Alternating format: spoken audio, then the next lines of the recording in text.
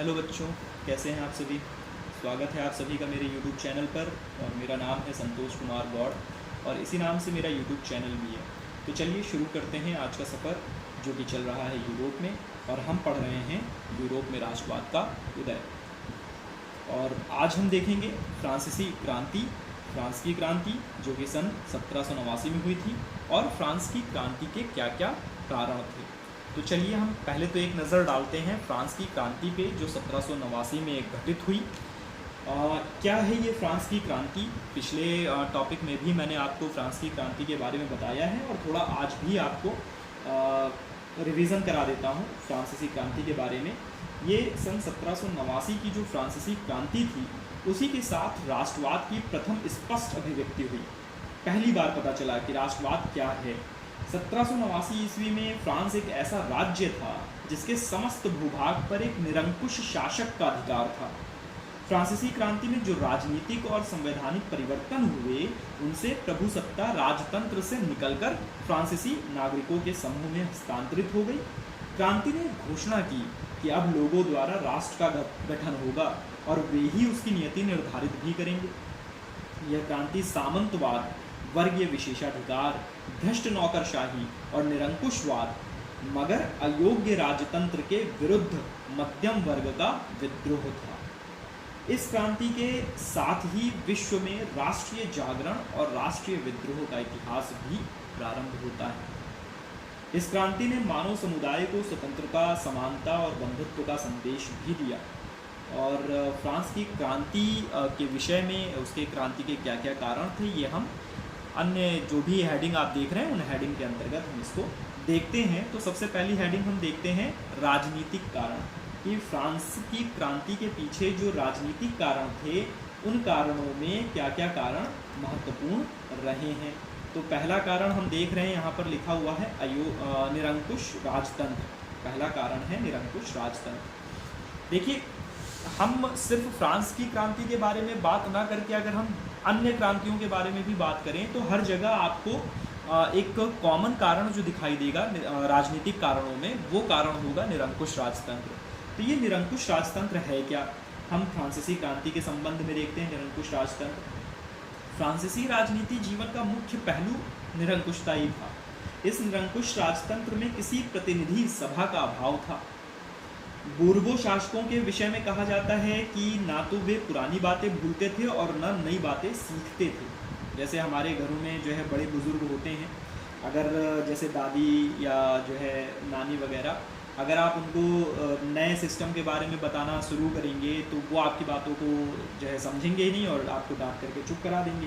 तो इसी को कहते हैं रूढ़िवादिता, कि उस समय जो बूर्बो शासक थे वो ज़्यादातर पुरानी बातों को ही स्मरण रखते थे और जो है नई बातें वो सीखते भी नहीं थे।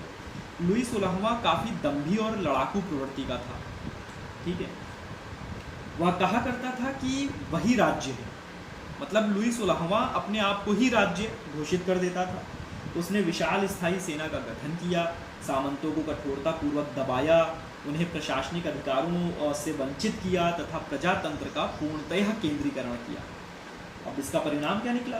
राजतंत्र प्रशासन का मुख्य स्रोत हो गया, जो कानून बना सकता था, किसी भी प्रकार का कर लगा सकता था, युद्ध की घोषणा कर सकता था और महत्वपूर्ण अभियोगों का स्वयं निर्णय कर सकता था। लुई 14वां बड़ी शान शौकत से राज्य कार्य करता रहा। वह फ्रांस की प्राकृतिक सीमा के विस्तार की बात सोचता था और इसके लिए प्रयासरत भी रहता था। फिर भी अपने अंतिम दिनों में लुई 14वें ने अपनी गलतियों को समझा और अपने उत्तराधिकारी को राय दी कि वह पड़ोसियों के साथ शांतिपूर्वक रहे और युद्ध की लालसा मन से निकाल दे। क्या होता है ना, जब तक हम यंग होते हैं, हमारा खून गर्म होता है और हम हमेशा लड़ने मारने की बात सोचते हैं, लेकिन जब हम बुजुर्ग हो जाते हैं, जब हमारे खून में जो उबाल है वो ठंडा पड़ जाता है, तब दिमाग काम करना शुरू करता है। तब हम लोगों के साथ सामंजस्य की भावना रखना चाहते हैं, सहयोग की भावना रखना चाहते हैं, और यही लुई 14वें के साथ उसके अंतिम दिनों में हुआ कि वो उसने लुई 15वें को, या कह लीजिए अपने उत्तराधिकारी को, ये बातें समझाई कि अपने पड़ोसियों के साथ वो सामंजस्य बना करके रहे, युद्ध की लालसा जो है मन से निकाल दे, अपनी प्रजा की शिकायतों को जल्दी से जल्दी सुलझाए, जिससे दुर्भाग्यवश वह स्वयं नहीं कर सका, खुद तो नहीं सुलझा पाया, लेकिन अपने उत्तराधिकारी को उसने ये सारी बातें समझाई। लेकिन संयोगवश क्या हुआ, लुई 15वां अयोग्य था और वह अपने दादा के दिए हुए उपदेशों को शीघ्र भूल गया और यूरोपीय युद्ध में शामिल हुआ, जिससे फ्रांस की आर्थिक स्थिति और बिगड़ गई। बिना तैयारी के वह अंग्रेजों से लड़ा। ऑस्ट्रिया के उत्तराधिकार और सप्तवर्षीय युद्धों में फ्रांस पराजित हुआ। 7 वर्षों तक ये युद्ध चला और उसमें आखिर में फ्रांस पराजित हो गया और उसकी शक्ति क्षीण हो गई। वर्साय का जीवन विलासिता और षड्यंत्रों का केंद्र होता गया। राजा पर दरबारियों का प्रभाव बढ़ता गया और राजतंत्र का खोखलापन जाहिर होने लगा। मरने के समय लुई 15वां ने कहा था कि उसके बाद प्रलय होगा, क्योंकि वह अच्छी तरह समझ गया था कि उसने फ्रांस की परेशानियों को बढ़ाया। तो ये था निरंकुश राजतंत्र, जिसमें आपने देखा कि किस तरह से राजा की निरंकुशता ने पूरे फ्रांस को डुबो दिया। अब हम देखते हैं अयोग्य राजा। ये अयोग्य राजा क्या है? नॉर्मल सी बात है, आप भी ये समझ रहे होंगे कि जिस राजा में राज करने की क्षमता ना हो, जिस राजा में शासन व्यवस्था को सुदृढ़ बनाने की क्षमता ना हो, जो सिर्फ अपने हितों के बारे में सोचे, प्रजा के हितों के बारे में ना सोचे, ऐसा राजा अयोग्य होगा। हम देखते हैं लुई 15वें के पश्चात जो भी गद्दी पर बैठा, कौन बैठा होगा? लुई 16वां। ठीक है, लुई 15वें के पश्चात गद्दी पर जो बैठा वो लुई 16वां था। वो भी एक अयोग्य शासक था। उसमें इच्छा शक्ति और निर्णय क्षमता का सर्वथा अभाव था। गद्दी पर बैठने के बाद उसने कहा था कि लगता है कि ब्रह्मांड उस पर गिर रहा है और उसके पूर्वजों ने उसे कुछ नहीं सिखाया। उसे उसकी अयोग्यता के बारे में खुद ही पता था। लुई 16वां को विलासी कहना अनुचित होगा, लेकिन वह काहिल और मूर्ख अवश्य था। वह अपने महल की खिड़की से शिकार खेलने और जलाशयों की मरम्मत करने जैसे निरर्थक कार्यों में मनोरंजन ढूंढता था। राज्य की समस्याओं में उसकी कोई रुचि नहीं थी न इसके लिए वह प्रयास करता था। उसकी अकर्मण्यता का अंदाजा इससे भी लगाया जा सकता है कि जब उसका मंत्री मैलेस्टर्स अपना त्यागपत्र देने आया तो राजा ने उसके भाग्य को यह कहकर सराहा कि वह भाग्यशाली है कि वह पद त्याग सकता है, लेकिन राजा नहीं। राजा गद्दी एवं शासक को सदैव भार समझता रहा और उससे मुक्ति पाने की तरकीब सोचता रहा। एक के बाद एक उसने कई मंत्रियों को नियुक्त किया, परंतु दृढ़ विचारों का न होने के कारण उसने सामंतों और रानी की शिकायतों पर उन्हें बर्खास्त कर दिया। तो इस तरह से हमें जो है लुई 16वें की अयोग्यता के बारे में भी पता चलता है और ये भी कारण एक स्पष्ट हो जाता है कि अयोग्य राजा के कारण भी किसी भी देश की शासन प्रणाली का दमन हो सकता है। तीसरा कारण यहाँ पर है मेरी एंत्वाइनेट। अब ये कौन थी? मैंने लिखा है उस समय जो तात्कालिक राजा था लुई 16वां, उसकी वो पत्नी थी। अब इसके कारण भी फ्रांस की क्रांति हुई, ये भी एक कारण थी। वो कारण क्या है मैं आपको बताता हूँ। मेरी एंत्वाइनेट लुई 16वें की पत्नी थी। वह ऑस्ट्रिया की महारानी मेरिया थेरेसा की पुत्री और सम्राट जोसेफ द्वितीय की सगी बहन थी। यदि रानी श्रृंगार और दिखावे में व्यस्त रहती तो संभवतः लुई 16वें की परेशानी इतनी नहीं बढ़ती। ये मैं क्या कह गया? वास्तव में यही है कि अगर वो अपने काम से काम रखती तो शायद लुई 16वें की परिस्थितियाँ बुरी ना होती, लेकिन उसने क्या किया? राजनीतिक हस्तक्षेप करना शुरू कर दिया। हुआ क्या कि उसके नैतिक हस्तक्षेप करने के कारण और अपने चापलूसों का कार्य राजा से करवाना शुरू कर दिया। ऑस्ट्रिया की राजकुमारी होने के नाते वह निरंकुश राजतंत्र में विश्वास करती थी, यानी ऑस्ट्रिया में भी निरंकुशवाद जन्म ले चुका था। इसके अलावा ऑस्ट्रिया और फ्रांस में पुरानी शत्रुता थी, जिसके कारण फ्रांसीसी उसे विदेशी और घृणित ऑस्ट्रियन कहते थे। वह 7 वर्षीय युद्ध में फ्रांस की पराजय का जीवित प्रतीक थी। वह प्रक्रियावादी तत्वों से घिरी हुई थी जो किसी भी सुधार के खिलाफ थे। चूंकि वह राज परिवार में जन्मी थी, अतः आम आदमी की परेशानियों को वह नहीं समझती थी। एक बार जब लोगों का जुलूस रोटी की मांग कर रहा था, तो उसने सलाह दी कि यदि रोटी उपलब्ध नहीं है तो लोग केक क्यों नहीं खाते। आप सोचिए उसकी बौद्धिक क्षमता कितनी ज़्यादा परिपक्व थी कि रोटी की मांग करने पर उसने लोगों को सलाह दे दिया कि यदि रोटी उपलब्ध नहीं है तो क्यों ना वो केक खाएं। उसे इतना भी पता नहीं था कि रोटी से केक अधिक महंगा है और यह आम आदमी के लिए और अधिक कठिन है। उसकी माँ और भाई बराबर यह चेतावनी देते थे कि वह राजनीति में दखल न दे, लेकिन उसने इन बातों पर ध्यान नहीं दिया। वह देश की माली हालत से परिचित नहीं थी, फिर भी राजकाज में हस्तक्षेप करती थी। वह राजा रानी तथा देश के लिए दुर्भाग्यपूर्ण था। यदि क्रांति को होने में रानी एक कारण बनी, तो क्रांति हो जाने के बाद राजा को फांसी के तख्ते तक पहुंचाने में उसके षड्यंत्रों ने महत्वपूर्ण भूमिका भी निभाई। तो ये कहानी थी मेरी एंतवा इनेत की, जिसके कारण भी जो है राजा लुई 16वां की दुर्गति हुई और फांसी के तख्ते तक वो पहुंच गया। अब हम देखते हैं चौथा कारण, जो कि है अकर्मण्य राजतंत्र। अकर्मण्य राजतंत्र का मतलब होता है कि जब आपका जो शासन तंत्र है उसमें कर्म की प्रधानता ना हो, उसमें राजा जो है कर्महीन हो जाए, ठीक है, तो फिर अकर्मण्यता जन्म ले लेती है और इसके कारण भी फ्रांस की क्रांति हुई। होता क्या है कि निरंकुश राजतंत्र के लिए शासन तंत्र का चुस्त रहना आवश्यक होता है। लुई 14वां अच्छी तरह शासन इसलिए चला सका कि वह स्वयं योग्य था और वह योग्य मंत्रियों का चुनाव कर सकता था। लेकिन संयोग से लुई 16वें को कोलबैर और रिशलू जैसे मंत्री उपलब्ध नहीं थे। ये दोनों मंत्री किस समय पे थे? लुई 14वें के समय पे। और जब कुछ मंत्री उपलब्ध हुए भी तो उनकी योग्यता की अवहेलना कर उसने इन्हें बर्खास्त कर दिया।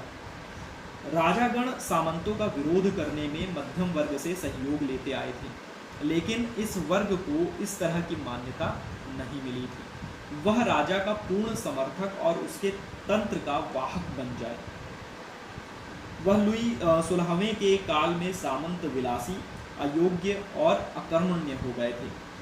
लगभग 175 वर्षों से फ्रांस की प्रतिनिधि सभा, जिसको हम स्टेट जनरल भी कहते हैं, उसका अधिवेशन नहीं हुआ था। कितने वर्षों से? 175 वर्षों से। स्थानीय संस्थाएं निर्जीव हो गई थी क्योंकि शासन के केंद्रीकरण पर जोर दिया गया था। गांव में चर्च की मरम्मत की आज्ञा भी केंद्रीय सरकार अर्थात वर्साय से प्राप्त करनी होती थी। आप सोचिए, इतनी ज़्यादा अकर्मण्यता फैल चुकी थी कि निरंकुशवाद भी उसके भी पैर डगमगाने लगे थे। भाई, निरंकुश शासन चलाने के लिए भी तो राजा का योग्य होना और राजा का कर्मठ होना बहुत ज़रूरी है, ताकि वो हर चीज़ को अपने कंट्रोल में रख सके। लेकिन जब राजा ही अकर्मण्य हो जाए, कर्म परायणता से दूर भागने लगे, तो ऐसी स्थिति में विद्रोह तो होना ही होना है। अब हम आते हैं पांचवें कारण पे, जो पांचवा कारण है प्रशासनिक अराजकता। तत्कालीन फ्रांस में प्रशासनिक केंद्रीकरण पर जोर दिया गया, लेकिन केंद्रीय सरकार कमजोर थी। ऐसी हालत में स्थानीय प्रशासन में अराजकता आ गई थी। प्रांतों पर केंद्र का नियंत्रण ढीला पड़ गया था। पूरा देश धार्मिक, प्रशासकीय, शैक्षणिक आदि इकाइयों में विभक्त था। फ्रांस की सीमाओं पर के हाल में फ्रांस में मिलाए गए प्रांतों यथा ब्रितानी, प्रोवांस आदि के कानूनों और संस्थाओं आदि में विशेष परिवर्तन नहीं किया गया था और अलग अलग प्रांतों की ऐतिहासिक भिन्नता बनी रही। तत्कालीन फ्रांस में लगभग 285 स्थानीय विधि प्रणालियाँ प्रचलित थीं। व्यापारिक दृष्टिकोण से भी देश में एकता नहीं थी। जगह जगह चुंगी वसूलने का प्रावधान था। विभिन्न तरह के नियम कानून सारे राज्य में व्याप्त थे, जो एक दूसरे के विरोधी थे। एक कानून एक क्षेत्र में वैध तथा दूसरे में अवैध था। कानूनी एक रूपता का अभाव था और भ्रष्ट शासन तंत्र बुर्जुआ वर्ग के लिए विशेषकर और संपूर्ण समाज के लिए सामान्यतः कष्टदायक था। अगले टॉपिक पर आते हैं। अगला जो हेडिंग है वो है भ्रष्ट नौकरशाही तथा व्यक्तिगत स्वतंत्रता का अभाव। सरकारी उच्च पद योग्यता के आधार पर नहीं बल्कि पैसे की बदौलत खरीदे जाते थे। परिणामतः सरकारी अधिकारी भ्रष्ट और अयोग्य हो गए थे। आज के समय में भी हमें सरकारी कर्मचारियों या अधिकारियों से कुछ ऐसी ही शिकायतें अक्सर रहती हैं। व्यक्तिगत स्वतंत्रता की उपेक्षा की जाती थी। लेव द काशे एक प्रकार का वारंट होता था, जारी कर किसी व्यक्ति को कभी भी गिरफ्तार किया जा सकता था और बिना मुकदमा चलाए ही उसे जेल में रखा जा सकता था। कानून का कोई महत्व ही नहीं रह गया था। इस प्रकार हम पाते हैं कि फ्रांस की क्रांति के पूर्व राजतंत्र न केवल अयोग्य और निरंकुश था बल्कि भ्रष्ट और अकुशल नौकरशाही द्वारा शासन करने की कोशिश कर रहा था। इस शासन प्रणाली में व्यक्तिगत स्वतंत्रता का नामो निशान था ही नहीं। इस समय फ्रांस में सामाजिक परिवर्तन हो रहा था और बुर्जुआ वर्ग में सामाजिक एवं राजनीतिक चेतना आ रही थी, लेकिन तत्कालीन निरंकुश राजतंत्र आंखें बंद कर सुधारों के प्रति लापरवाह था और किसी राजनीतिक सुधार के पक्ष में नहीं था। तो ये था जो है राजनीतिक कारण, जिसके कारणों से फ्रांस की क्रांति हुई, विद्रोह की संभावना बढ़ी और राजतंत्र का तख्ता पलट हो गया। अब हम दूसरे कारण पर आते हैं, दूसरी हेडिंग पर आते हैं, जो कि है सामाजिक कारण, जो कि मेन हेडिंग है। अब हम उसके अंतर्गत देखेंगे कि क्या क्या चीज़ें सामने आ रही हैं। सामाजिक कारणों में भी मेन कारण क्या थे। पहला था विभिन्न वर्ग एवं उनके मध्य व्याप्त असमानता। ठीक है, कई वर्ग बने हुए थे, कई वर्गों में जो है फ्रांस का ये तंत्र बटा हुआ था। जैसे कि फ्रांसीसी समाज क्रांति के पूर्व सामंती व्यवस्था पर आधारित था। एक वर्ग सुविधा प्राप्त वर्ग था तो दूसरा वर्ग सुविधा विहीन वर्ग था। सुविधा प्राप्त वर्ग पुनः दो वर्गों में बटा हुआ था।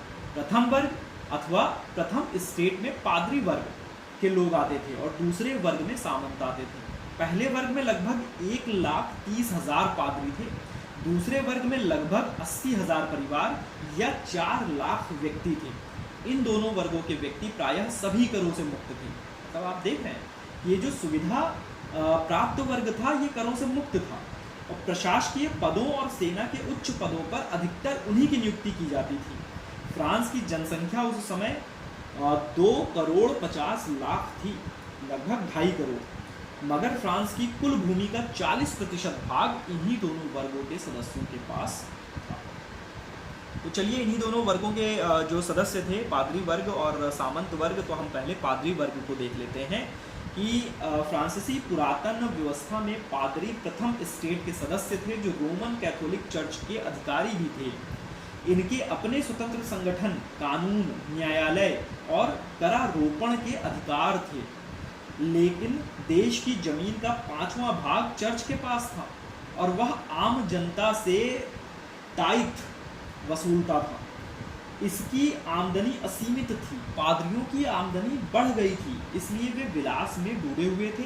धार्मिक तथा सामाजिक कार्यों से उन्होंने अपना मुख मोड़ लिया था। पादरी वर्ग भी 2 वर्गों में विभाजित था, उच्च पादरी और निम्न पादरी।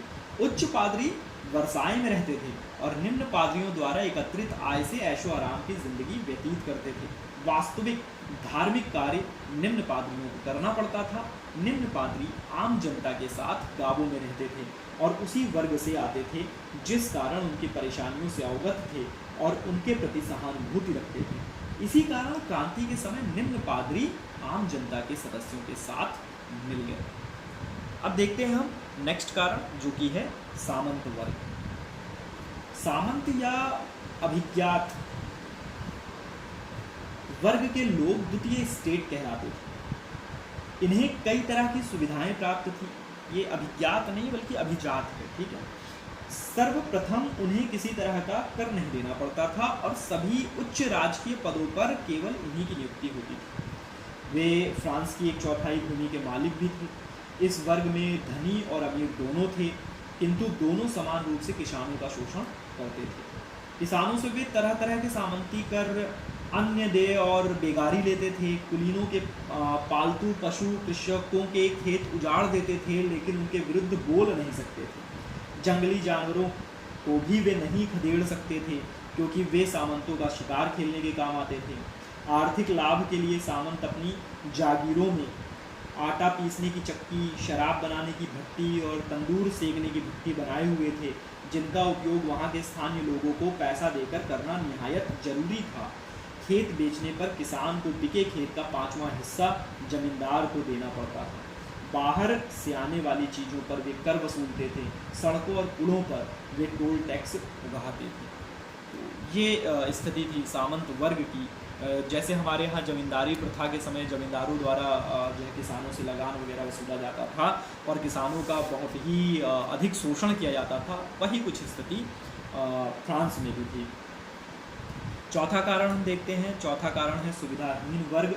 सुविधाहीन वर्ग जो है वो किसको कहा गया है? किसानों को कहा गया है, जिनको किसी भी प्रकार की कोई सुविधा प्राप्त नहीं थी। तो इनके बारे में भी हम जान लेते हैं। सुविधाहीन वर्ग को तृतीय स्टेट कहा जाता था। पहला स्टेट जो था वो उसमें कौन आते थे? पादरी वर्ग। द्वितीय स्टेट में सामंत वर्ग और तीसरे स्टेट में आते थे किसान वर्ग, जिसमें किसान, बुर्जुआ और दस्तकार भी आते थे। फ्रांस का कृषक सामान्य स्थितियों में भी अपनी ज़रूरत के लिए अन्न पैदा कर लेता था, लेकिन उसमें अधिकांश संख्या भूमिहीनों की थी। देश की अधिकांश भूमि सामंतों के पास थी और उस पर कृषक काम करने के लिए मजबूर थे। चूँकि सामंतों की ज़रूरतें पूरी हो जाती थी, इसलिए पैदावार में उन्हें विशेष रुचि नहीं थी। कृषकों की आमदनी का अधिकांश भूमि कर, धर्म कर और नमक कर के रूप में राज्य या सामंतों के पास चला जाता था। करों की असमानता की यह स्थिति थी कि एक स्थान से दूसरे स्थान के मूल्य में कभी कभी 30 गुना फर्क होता था। सामंत और पादरी, मतलब एक उदाहरण के रूप में मैं आपको अगर बताऊं कि जो पार्ले-जी बिस्किट हम यहाँ पर 5 रुपए का खरीद रहे हैं, वही अगर हम दूसरे शहर में चले जाएं तो वहाँ वो 30 गुना अधिक 150 रुपए का मिल रहा है। तो ये यहाँ पर जो है स्थिति ऐसी थी कि मतलब मूल्यों में इतना ज़्यादा अंतर आ जाता था। इसके साथ साथ सामंत और पादरी सामाजिक विशेषाधिकारों के कारण इन करों को देने से मुक्त थे। वे उनको विशेषाधिकार प्राप्त थे, इस कारण से वो कर देने से मुक्त हो गए थे। परिणाम क्या हुआ कि आम जनता पर कर का बोझ और बढ़ गया और तत्कालीन फ्रांस में एक कहावत लोकप्रिय थी कि सामंत लड़ता है, पादरी पुजारी पूजा करता है और सामान्य जन कर देता है। किसानों की कड़ी मेहनत के फल का अधिकांश उच्च वर्ग के लोग ले लेते थे, इसलिए किसान उनसे नफरत करते थे और चाहते थे कि उनका शोषण रुक जाए। फिर भी फ्रांसीसी किसानों की हालत यूरोप के अन्य देशों के किसानों से अच्छी थी, क्योंकि वे जमीन खरीद रहे थे और उनका मंसूबा ऊंचा हो गया था। ये महसूस करते थे कि यदि उनका शोषण रुक जाए तो ये और अधिक संपन्न बन सकते हैं। अतः इन्होंने क्रांति में अपने स्वार्थों की रक्षा के लिए मध्यम वर्ग का साथ दिया। अब जब मध्यम वर्ग का साथ दिया है तो हम देख लेते हैं कि मध्यम वर्ग में कौन आते थे। मध्यम वर्ग में आते थे बुर्जुआ वर्ग के लोग। फ्रांसीसी समाज का बुर्जुआ वर्ग सर्वाधिक प्रबुद्ध था, जिसमें संपन्न व्यापारी, वकील, लेखक, प्राध्यापक, डॉक्टर ये सब आते थे। ये काफ़ी शिक्षित और आर्थिक रूप से संपन्न थे, फिर भी समाज में इनकी स्थिति अच्छी नहीं थी। नेपोलियन ने सेंट हेलेना में सत्य कहा था कि क्रांति का मूल कारण स्वतंत्रता नहीं बल्कि मध्यम वर्ग की समानता की चाह थी। मध्यम वर्ग के लोग कुलीनों के साथ सामाजिक समता प्राप्त करना चाहते थे तथा उनकी सामाजिक श्रेष्ठता से घृणा करते थे। ये क्रांति के नारों समानता, स्वतंत्रता और भातृत्व में समानता पर अधिक जोर देते थे और अपनी सामाजिक स्थिति सामंतों के बराबर करना चाहते थे। उनकी यह अहम मान्यता कि हम कुलीनों से श्रेष्ठ हैं क्रांति का एक मुख्य कारण था। यह सही है कि उनकी कुछ शिकायतें जायज़ थी, जैसे कि उनका आर्थिक और सामाजिक शोषण हो रहा था, और यह बात भी मानी हुई थी कि बिना सामंती व्यवस्था के उन्मूलन के व्यापार एवं उद्योग की तरक्की नहीं होती। फिर भी उनकी समानता पर जोर देना और क्रांति के समय अपने पक्ष में कार्य करवाना उनके निहित स्वार्थों की पुष्टि करता है। अब देखिए, जब तक हर वर्ग का अपना कुछ ना कुछ स्वार्थ निहित नहीं होगा तब तक वो वर्ग क्यों क्रांति करेगा, वो क्यों विद्रोह करेगा। तो जो है क्रांति के लिए स्वार्थों का निहित होना भी बहुत ज़रूरी है। और हम अगला कारण देखते हैं, दस्तकार एवं मजदूर। फ्रांस के दस्तकारों एवं मजदूरों की स्थिति बहुत दयनीय थी। फ्रांस में अभी उद्योगों की स्थापना बाल्यावस्था में ही थी। उद्योगों पे कभी जोर दिया ही नहीं गया। जो शासक वर्ग था वो अपने जो है भोग विलास में डूबा हुआ है, उसके पास इतनी योग्यता ही नहीं है कि वो इन सब कामों को कर सके। और जो पादरी वर्ग था वो भी भोग विलास में डूबा हुआ है, उनकी सारी ज़रूरतें निम्न पादरी वर्ग से पूरी हो ही रही हैं, तो उनको इन सब चीज़ों से मतलब ही नहीं था। इस कारण से उद्योग बहुत अधिक डेवलप नहीं थे, बहुत अधिक विकसित नहीं थे, बल्कि बाल्यावस्था में ही उसको कहना ज़्यादा उचित होगा। इसी बीच क्या हुआ कि 1786 में इंग्लैंड से फ्रांस की ईडेन की संधि हुई और ब्रिटिश सामान को फ्रांस में आने की इजाज़त मिल गई। परिणामतः क्या हुआ कि ब्रिटिश फ्रांसीसी सामान बिकना बंद हो गया। भाई जब बाहर से आप सामान को आयात कर रहे हैं तो आपके यहाँ का सामान कौन खरीदेगा, और मजदूर क्या हुए, बेकार होने लगे। जैसे हमारे यहाँ हुआ कि जो है अंग्रेज ईस्ट इंडिया कंपनी क्या करने लगी, हमारे यहाँ से कच्चा माल खरीद करके ब्रिटेन ले जाती, वहाँ पर उसको तैयार करती और तैयार माल को ला करके वापस भारत में ही बेचने लगी, जिससे यहाँ के जो छोटे छोटे उद्योग थे वो समाप्त होने लगे और मजदूर बेकार होने लगे। वही स्थिति कुछ फ्रांस में भी थी। आप दोनों का कंपैरिजन करके भी इसको देख सकते हैं। अकाल और पाले के कारण देहाती मजदूरों की स्थिति दयनीय हो गई थी और रोजी रोटी की खोज में वो शहर की ओर आने लगे। क्रांति के समय यही बेकार लोग भीड़ में परिवर्तित हो गए। भाई जिनके पास कुछ नहीं है करने के लिए वो क्या करेंगे, वो भीड़ बन गए और लूटपाट किया करते थे, क्योंकि उनके पास जीविका का कोई साधन था ही नहीं। दस्तकारों और मजदूरों ने क्रांति के दौरान महत्वपूर्ण भूमिका निभाई थी। अब हम अगला कारण देखते हैं, आर्थिक कारण। आर्थिक कारणों में क्या क्या चीज़ें शामिल थी इस पर भी हम चर्चा कर लेते हैं, क्योंकि कभी भी देखिए किसी भी क्रांति के जो कारण होते हैं वो मुख्य रूप से 3 कारणों को माना जाता है। पहला राजनीतिक, दूसरा सामाजिक और तीसरा आर्थिक। तो हम ज़्यादा समय न लेते हुए आर्थिक कारण पर भी चर्चा कर लेते हैं। इसमें सबसे पहला टॉपिक जो दे रखा है वो है दोषपूर्ण अर्थ विभाजन। एक्चुअल में क्या था कि जो तत्कालीन आर्थिक व्यवस्था वो अत्यंत ही दोषपूर्ण थी। आर्थिक दृष्टिकोण से फ्रांस का विभाजन असमानता के आधार पर था। फ्रांस में अधिकतर 2 प्रकार के मनुष्य निवास करते थे, धनी और दरिद्र। आपने अभी जो है ये वर्गों में पढ़ाई, विभिन्न प्रकार के जो वर्ग थे उनके मध्य जो असमानताएं थी। फ्रांस में अधिकतर 2 प्रकार के जो है मनुष्य निवास करते थे, धनी और दरिद्र। राज्य के समस्त उच्च पदों पर कुलीनों का अधिकार था। उच्च वर्ग के कुलीनों एवं उच्च पदाधिकारियों को विशेषाधिकार दिए गए थे। समय पड़ने पर ये लोग धन तथा सेना से राजा की सहायता करते थे। रिशलू के मंत्रित्व काल में जागीरदारों को उनके समस्त कर्तव्यों के भार से मुक्त कर दिया गया था, इसलिए जनता उनको एक व्यर्थ अंग समझती थी जिसके न होने से कुछ विशेष अंतर नहीं पड़ता था। किंतु ये लोग समस्त फ्रांस की लगभग आधी भूमि के मालिक थे। साथ ही राज्य करों से बिल्कुल मुक्त पादरी वर्ग भी अपने कर्तव्यों की उपेक्षा करता था। ये लोग धार्मिक कृत्यों की परवाह न कर दिन रात भोग विलास में लिप्त रहते थे तथा दरबार में षड्यंत्र रचते थे। अब भैया खाली दिमाग शैतान का दिमाग होता है। अतः साधारण जनता उच्च वर्गों से अत्यंत दुखी थी तथा उनके अत्याचारों से अपने को मुक्त करना चाहती थी। यही कारण था कि इस क्रांति ने जन्म लिया। अब दूसरा कारण हम देखते हैं कि दोषपूर्ण कर व्यवस्था। देश का ऋण बहुत बढ़ चुका था। भैया जब भोग विलास करोगे, सारा पैसा जो है अपने ऊपर लुटा लोगे, अय्याशियों में जीवन व्यतीत करोगे, तो धीरे धीरे पैसा खत्म होगा, राजकोष समाप्त होता जा रहा था। तुम कितना कर बढ़ाओगे, कितना किसानों की रीढ़ की हड्डी तोड़ोगे। और जो भी अब जो है मतलब पैसा खत्म हुआ तो कर्ज लेकर के भी, लेकिन अब देखिए क्या होता है, जब तक हमारे पास पैसा रहता है तब तक भोग विलास चलता है, जब पैसा खत्म हो जाता है तो आदतें तो खत्म नहीं होती, हम कर्जा लेना शुरू कर देते हैं। यही हालत थी फ्रांस के शासन व्यवस्था की कि देश पूरा ऋण में बह चुका था। जिसके पास धन था तथा जो सरलतापूर्वक धन दे सकते थे वे करों के भार से सर्वथा मुक्त थे। थक जाऊंगा भी बोलते बोलते। तथा गरीब किसानों को भूखा रहकर राजकोष भरना पड़ता था। मतलब जिनके पास पैसा है, जो उच्च वर्ग के लोग हैं, वो कर ही नहीं दे रहे हैं, और सारा कर किसके ऊपर लगा दिया जा रहा है, गरीब किसानों के ऊपर। सरकारी कर्मचारीगण प्रजा से कर लेते तथा बहुत अत्याचार करते थे। कर वसूल करने के लिए भी फ्रांस में विचित्र प्रणाली थी। कर वसूल करने का ठेका दिया जाता था। जो सबसे अधिक धन राजा को देने को तैयार हो जाता था उसी को निश्चित भूमि से कर वसूल करने का अधिकार मिल जाता था। राजा को थोड़ा सा भाग, मतलब वहां भी टेंडर जारी किए जा रहे हैं। जो ज्यादा पैसा राजा को देगा, जो राजा का जितना ज्यादा फायदा कराएगा, उसी को जो है कर वसूलने का टेंडर मिल जाएगा। वहाँ क्या बात है। राज्य को थोड़ा सा भाग देकर बाकी सब वसूल करने वाले अपने जेबों में रखते थे तथा प्रजा से अधिक धन बर्बरतापूर्वक छीन लेते थे। इस प्रकार राज्य को तो अधिक आमदनी नहीं हो पाती थी और गरीब किसान धनहीन होते जाते थे। उनके परिश्रम का अधिकांश धन अत्याचारी कर उठाने वाले को मिल जाता था। अब जब ऐसी स्थिति होगी तो फिर क्या होगा? विद्रोह होना ही। अगला देखते हैं व्यापार की दशा।